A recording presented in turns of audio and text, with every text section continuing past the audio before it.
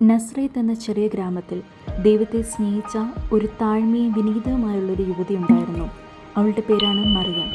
ഒരു ശാന്തമായ സന്ധ്യയിൽ ദൈവത്തിൻ്റെ ദൂതനായ ഗബ്രിയേൽ അവളുടെ മുമ്പിൽ പ്രകാശമായി പ്രത്യക്ഷപ്പെട്ടു.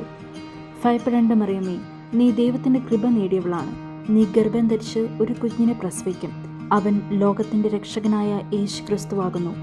അവൾ പറഞ്ഞു, ഞാൻ പുരുഷനെ അറിയുന്നില്ലല്ലോ.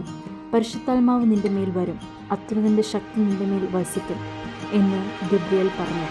ഞാൻ കർത്താവിൻ്റെ ദാസിയാണ്, ദൈവത്തിൻ്റെ ഇഷ്ടം പോലെ നടക്കട്ടെ എന്ന് മറിയം ഉത്തരം പറഞ്ഞു. സന്തോഷത്തോടെ അവൾ തൻ്റെ ബന്ധുവായ ഗർഭിണിയായ എലിസബത്തിനെ സന്ദർശിച്ചു. അപ്പോൾ എലിസബത്തിനുള്ളിൽ ശിശു കുതിച്ചു ചാടി. സ്ത്രീകളെ നീ വാഴ്ത്തപ്പെട്ടവളെന്ന് എലിസബത്ത് മറിയത്തിനെ അറിയിച്ചു. കാലം കഴിഞ്ഞു. മറിയവും യോസേഫും ബേത്ലഹേമിലേക്ക് യാത്രയായി. താമസിക്കാൻ അവർക്ക് ഇടമില്ലായിരുന്നു. ഒരു ലളിതമായ കാലത്തൊഴുത്ത് അവർക്ക് ലഭിച്ചു. ആ ശാന്തമായ രാത്രിയിൽ ലോകരക്ഷിതാവായ യേശു ക്രിസ്തു പിറന്നു.